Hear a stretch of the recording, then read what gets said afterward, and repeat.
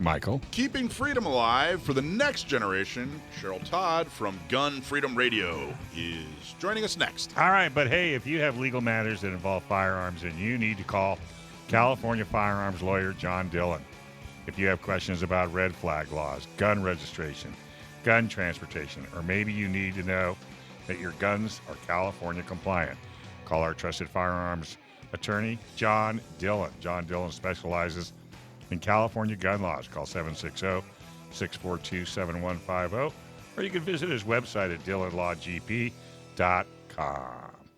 All right, our next guest is from Gun Freedom Radio. Cheryl Todd, how are you? I am great, and even better because you have invited me to join you on Gun Owners Radio. Thank you so much for having me. Yes, ma'am. It's a pleasure. It's an honor having you here. So tell everybody about Gun Freedom Radio. Well, I love that you are pronouncing it correctly, right? Because it is emphasis on Gun Freedom Radio, and you got it just right.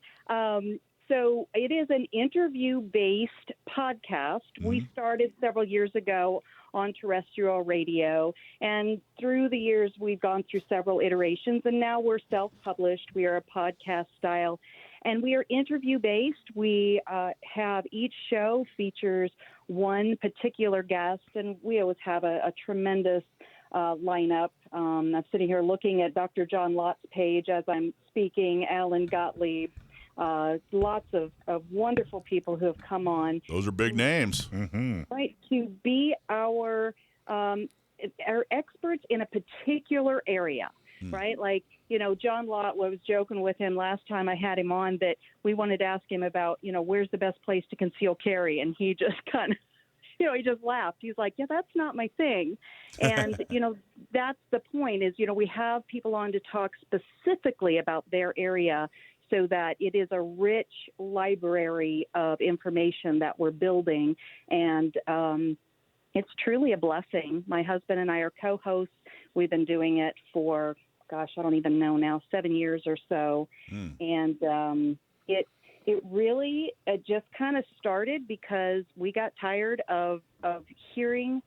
Really, we started not long after Obama became president, and we got tired of hearing him and all of the parrots on the news media, in air quotes, really define us incorrectly. Yeah. And we wanted to tell our own story. I know that feeling. That was somebody asked me during the Trump administration. They asked how I thought about Trump, and I said, what I like about Trump? I like the fact that if anything goes wrong, he doesn't go on, public TV, national TV, and blame it on me. He doesn't blame it on me, the gun owner. Whereas under Obama especially, any kind of tragedy was dumped in my lap. I'm a sane, trained, law-abiding gun owner. I'm a pillar of society. I'm a really great guy. Ask anybody. And but not according. You notice all the quietness. Did you see how quiet it got in the studio? But according to Obama, all these tragedies were my fault. Right. He laid them at my feet. Well, this administration too. And this administration too. And so what you're saying is defining yourself and not letting them define who we are. I can totally relate to that. I can totally relate. I'm so glad you did start your show. Cheryl, where are you based at? We are in, you might as well say Phoenix, Arizona. Okay. I heard you guys saying something about Arizona just before the break. A little bit west of Phoenix in a town called Avondale. So if you're on your way on the 10 to California to see you guys, we're right there. Try doing a gun show in California. You talk about bobbing and weaving and tap dancing. Let me tell you. Well, I got to tell you, Arizona, you guys are, you have a senator who is the head of an anti-gun organization, right? I don't know how that happened because, our elections are super secure and everything. So that's clearly Arizonans wanted Mark Kelly, husband of Gabby Giffords, who head up the Giffords organization, anti-gun organization. Surely we really wanted that guy, but whatever, move on. Well, but I guess what I'm saying, and the in the presidential election, Arizona, you guys went for Biden, the majority. I guess what I'm trying to say is it's not the land of milk and honey for gun owners that it was 10 years ago. Regardless of irregularities. So what you're saying is she hasn't got it any better than we do. I don't think so. Well, I don't know. I guess I'm not really making the statement. I'm asking. Do you guys have it a whole lot better than California, or do you guys fight just as hard? Well, you always have to fight because our founding fathers made us one promise, and that was that it would take eternal vigilance in order to protect and preserve what they fought, bled, starved, and died to secure for us. So the fight is always there. It doesn't matter what state you're in. Arizona, I think it's Guns and Ammo magazine. For several years in a row, we were number one, and we slipped to, not number one, just because Mark Kelly was elected in the last election. But I don't truly believe that is the... I don't believe that people were thinking gun rights when they elected Mark Kelly. And I don't believe that is at the heart of most people in the state of Arizona. And we have a huge influx of people from your state, from Washington, from Oregon, from a lot of places where your property values have spiked up and ours have gone up, but not as much. And so people are seeing an opportunity to buy property in a different state, being Arizona. And I'm not saying that they might not bring their voting records and their values with them. Well, I think the people leaving California are voting the way you want them to. That's why they left California. Do you see it? I don't think there are a lot of I'm kind of guessing. I know a lot of I wish there are hundreds, if not thousands, of pro-gun folks that I wish hadn't, headed east. I wish they were still here voting. Are you seeing a lot of people that are either anti or ambivalent when it comes to the Second Amendment? Are you seeing a lot of those folks leaving California and coming to Arizona? So, and it's not always just about guns. And so that's the tricky part. Yeah. Is they might come as a gun-toting, gun-loving person and love that Arizona has stayed so free with our gun rights, and that is in huge part to the Arizona Citizens Defense League, of which I'm the vice president of. Nice. But the work that we've been doing, we are the watchmen on the wall and the guard dogs in the legislature every year. So they might be coming over and liking that, but then they might have these other social issues that cause them to lean and vote more socially liberal.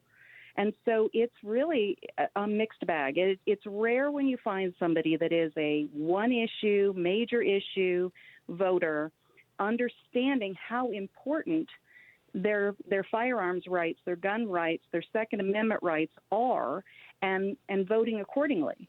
I agree there. It's messages that I get out there. Really, truly, that one of the main purposes, or one of the reason that San Diego County gun owners and Orange County gun owners, Inland Empire gun owners exists is because the gun vote, it was always someone's third or fourth or fifth priority. They'd vote for whatever the political issue du jour was. That's what was important. It was never guns. It was always, way down the list.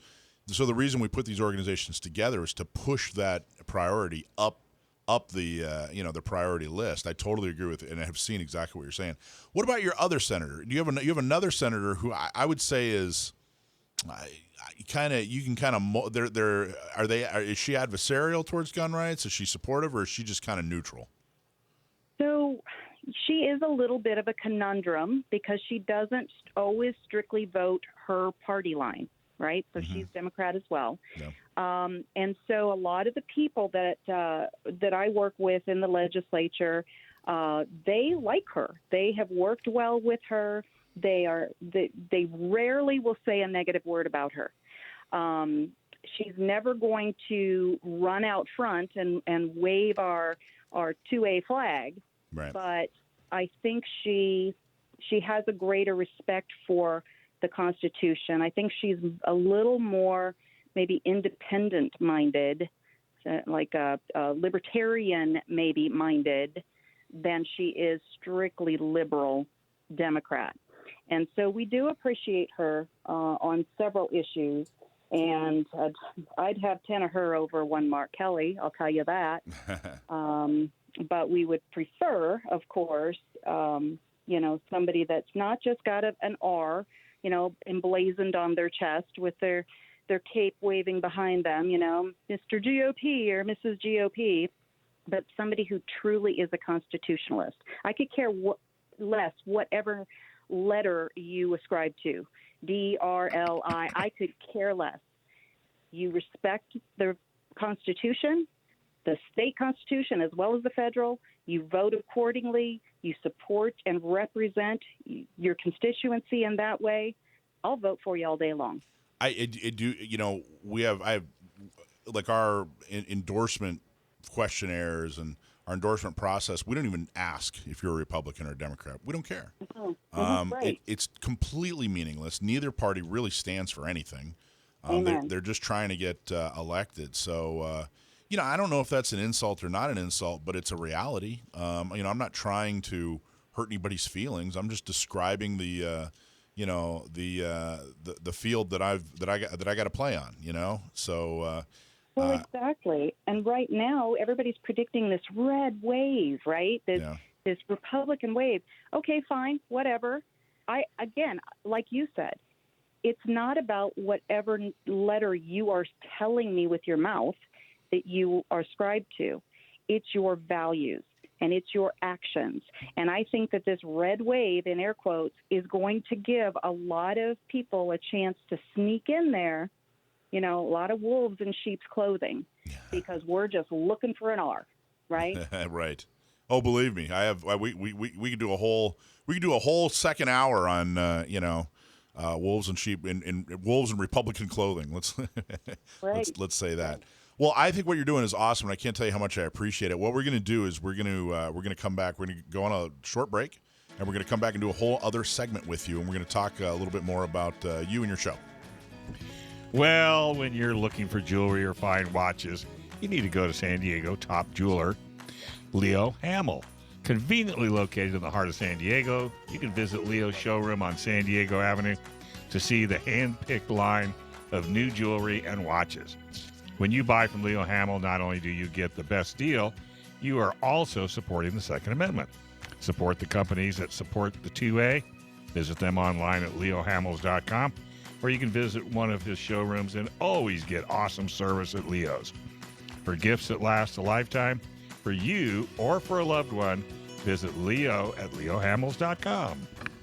All right, we're talking to Cheryl Todd of Gun Freedom Radio, and we're talking all kinds of interesting stuff. One of our co-hosts here, Cheryl, is Action Jackson. And Action Jackson, at the ripe old age of 9, is a competitive shooter. And he shoots a Glock, and he's really, really good. And he's got a question for you. I was wondering if he could ask you a quick question. What's your favorite gun? Good question. Good question. How the heck? It's like asking me which is my favorite grandchild. And that's the same answer we get every time he asks that question. Yeah. How the heck do I pick one? I really couldn't. I couldn't say, but the one that I know how to safely use, the one that I'm well trained on, that I can use best for whether I'm using it for self-defense, whether I'm using it for hunting. I have never competed. I would love to compete at some point, and I so applaud you at the ripe old age of 9 that you have dedicated yourself to something that is, you are growing skills through competition shooting that are going to serve you in so many areas of your life as you grow up and engage in the world. I just really applaud you. And I'm sorry I don't have a better answer. He's already more mature than Dave. Oh, I could have told you that. Are you kidding? Well, what's your carry gun? How about that? What's your everyday carry gun? So I have the 365, the 9mm 365, and I actually have 3 different versions of it. So I should have probably said that's my favorite, but it really isn't. I have several. My husband and I had a gun shop for many years, and so I had an opportunity to, really just kind of pick and choose and take what I like the best. have a couple of SNs, 9mm. But yeah, the 365 is a real good size for me personally. Just you know, rubbing all it in. You could- None of these can we own in California. Yeah, but you know, you could really see her coming down the street. What did she say? 3, 4 CCWs? She probably looks like, Clint Eastwood. Well, I have this saying that polka dots are my camo because I dress very feminine and I have lots and lots of polka dot dresses, and it is quite easy and comfortable to conceal. I'm the same way. Yeah, I know. He wears polka dots all the time. By the way, be careful when you talk to California gun shows. You could hurt our feelings when you start talking about guns we've never even seen or heard of. Because we have this ridiculous roster out here. So let me ask you, what's the goal of the show? What do you hope to accomplish with Gun Freedom Radio? Every show that you do, what's the hope? We want to engage, right? We want people's minds engaged. Even if you're disagreeing with us, that means that you are chewing on the ideas that we're talking about, right? We want to inspire. We want you to feel motivated to do something new and different about just even to learn something new. Definitely if it causes you to become active and then therefore maybe an activist or an advocate, right, of your values. Really that's the thing, to engage, inspire, to educate for sure. We want people to learn something new in every single show. So that's really the goal. And it's because, especially when we began, I was so new at articulating what I believed. I knew what I believed, but to articulate it to another person in such a way that I was a good advocate of my values. Right. Yeah. You want to be able to give the right message. Alicia, you were over there. You look like you had a question. Sure. I have just a quick question for you. What would be the most memorable guest in recent history that you feel has been able to kind of motivate and give that information that you'd like to share? Well, I love that question. Thank you for that. And it's actually a local young lady who I met at our annual Second Amendment rally. We hold a rally on our Arizona State Capitol lawn every year. And she is actually the second vice president of the Libertarian Party, something along those lines. Her name is Lauren Snyder.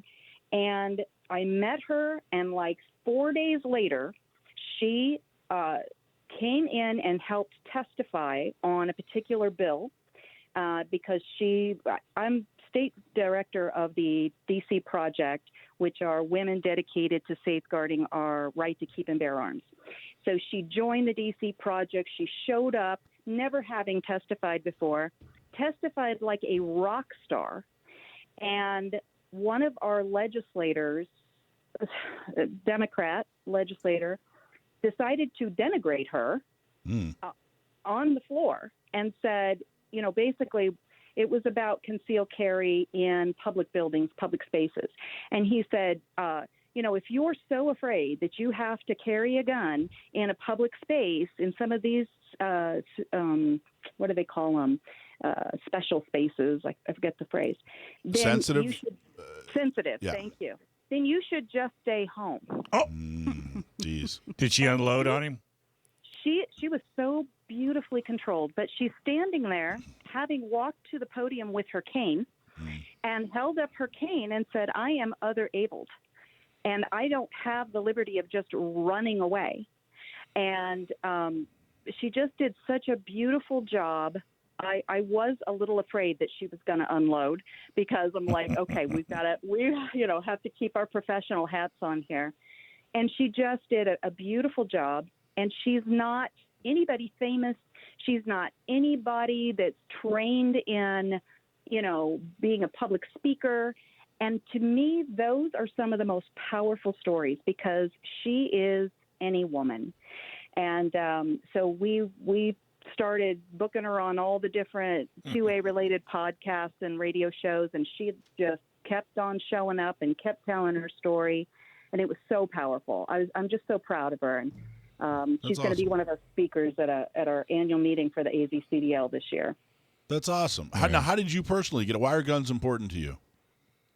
Well, I mean, if we can't protect our one and only God-given life, then with whatever tool we think is the most effective for us, then I'm not quite sure what we're doing with our lives. But how did you come to that conclusion? Like, what was going on in your life that you came to that conclusion?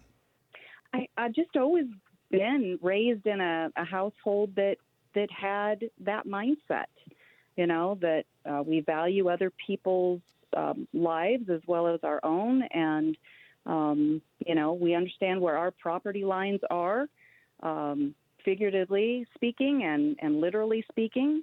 And it was never like a big revelation. It just kind of always was who we were. And then the man I married, he had owned his name is Danny. I've mentioned him a couple times. His name is Danny. Mm-hmm. We've been married 37 years. We've been in business together doing something all those years. He had owned a gun store before we even met. And so throughout the course of our marriage, we ended up having a gun store as one of our businesses. We also have an auction house.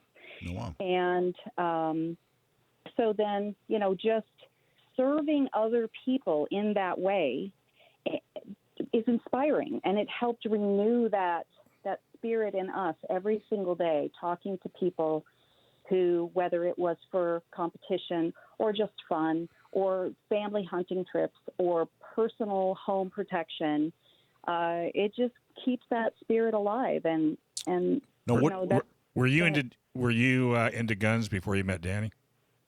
Not like into guns. I don't even think I would say I'm into guns now. I am into my constitutional rights and teaching about them and inspiring others. The tool is just a tool, right? But I certainly know more about the tools than I did when I was, young and growing up, and they were just kind of in the house, Well, that's awesome. What do you think the country's going to look like now that we have the Bruen decision? Well, initially I think we all thought, oh, this is going to be wonderful. And then we watched what New York immediately did, right, where they started making it even harder than it was before Bruen to have a firearm in certain places. So it's going to take a while before it's better again. I think it's going to be worse before it's better again. But overall, it is the right decision. And I think maybe the more that gets normalized and people understand what that decision was about, and they're not going to get it on their own. That's going to take people like you messaging, people like me messaging, to help people understand that a decision like Bruen, the other side wants to say that we took rights away from them somehow. I know. What? Yeah. No, we're reclaiming rights that were enshrined already in our founding documents. And so we've got to start moving that line back in that direction. And Bruen took us a big leap that way. But, as I said, places like New York, they just love their tyranny, I guess. So how could you take away their rights when they're their rights? I mean, they have just as much of a right to not own a gun as to own a gun. Hello. I know, crazy. Well, and that's I've heard it explained that one of the reasons it's really, really hard, everyone relates to the term liberty. Everybody values liberty, but it's really, really hard to make an argument or a point based on liberty, because liberty because it means everything, ends up meaning nothing. So you and I want the liberty to be able to go outside and carry a firearm for protection. They want the liberty to go outside and not have you out there with a firearm being carried for protection. So it's kind of this it's kind of this catch-all that ends up, it doesn't really mean anything. So it's really, really difficult to relate to somebody using a foundation of liberty. I think that's probably what you're describing, where they think they've lost the right to live in a world without guns. Anyway, I think you've summed that up beautifully. Well, awesome. That's first time ever. So how do people find you? Where do they listen to your show? Thank you so much for that. Gunfreedomradio.com, and we are on all the social media platforms under that name. Excellent job. Thank you so much for being on the show. Thank you for having me. Thanks for watching this clip from Gun Owners Radio. You can watch us live every Sunday from 4 to 6 p.m. California time, right here on our YouTube channel, or if you're in the San Diego area, you can listen to us on 1170 a.m. We're also available on your favorite podcast platform for free. Don't forget to like and subscribe so that you can help restore and protect the Second Amendment, not just in California, but across the country.